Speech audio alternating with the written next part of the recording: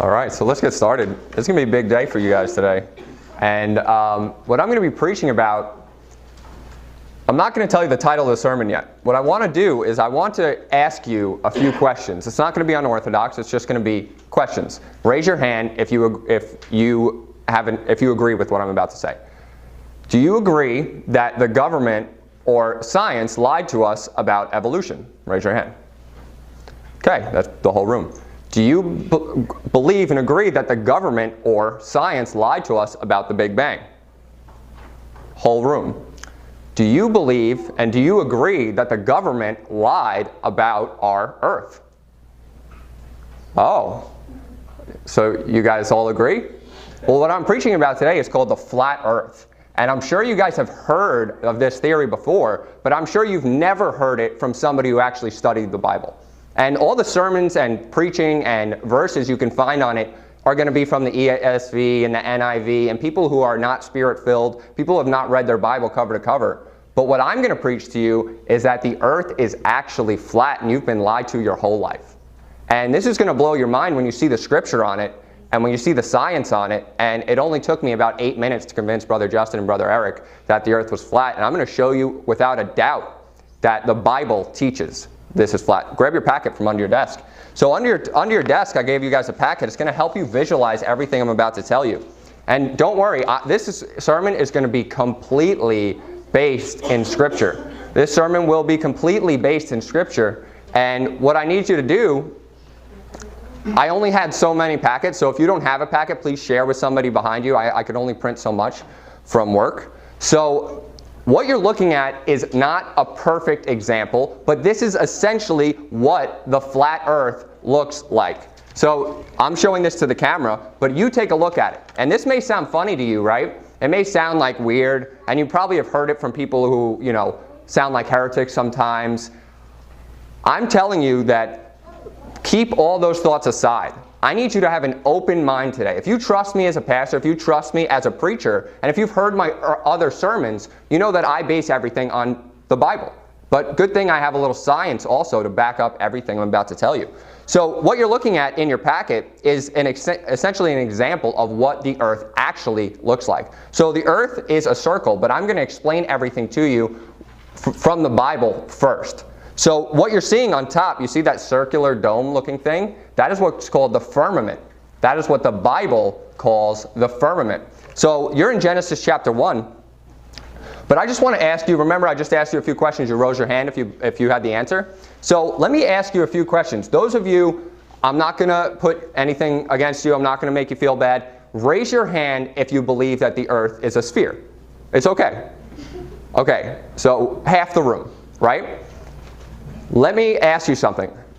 Do you know anything why you believe that? Let me ask you 4 questions that you should know if you honestly believe this. 1, what is the angle of our axis of rotation on the earth? Raise your hand if you know the answer to that. The angle of the axis of our rotation of the earth. Because the earth is spinning. But it's spinning on an angle in direct, not you. You know the answer. You know. 23 degrees? About 23.5, correct. Okay. How fast does the earth spin around the sun, according to science? Raise your hand if you know the answer. Like 1,000 miles an hour? Correct. About 1,000 miles an hour. And then what is the formula for the curvature of the earth if you believe that the earth is a sphere? Nobody? Okay, so what the formula is it's 8 inches per mile squared. So one person, maybe 2, had the answer to 2 of those questions. But you guys believe in something, right? You guys believe in this thing, right? But do you honestly, from your heart know anything about it?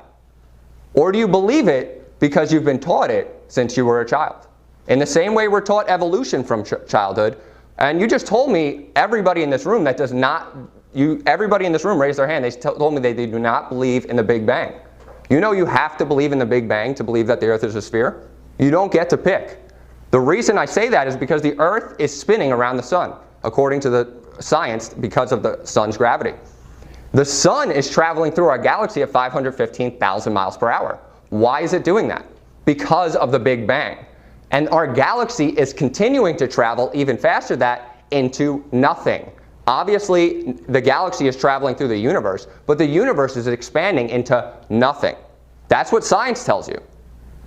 So you have to believe in the Big Bang to believe that the Earth is a sphere. You don't get to pick. And people that try and make this distinction, no, the Earth is a sphere, and it's circling around the sun, and our galaxy is moving at 515,000 miles per hour, and there's billions of other planets, and there's billions of other stars, but the Big Bang isn't true, and evolution isn't true. You don't get to say that. It's the unholy trinity. You have to believe in three, or you don't get to believe in any of them.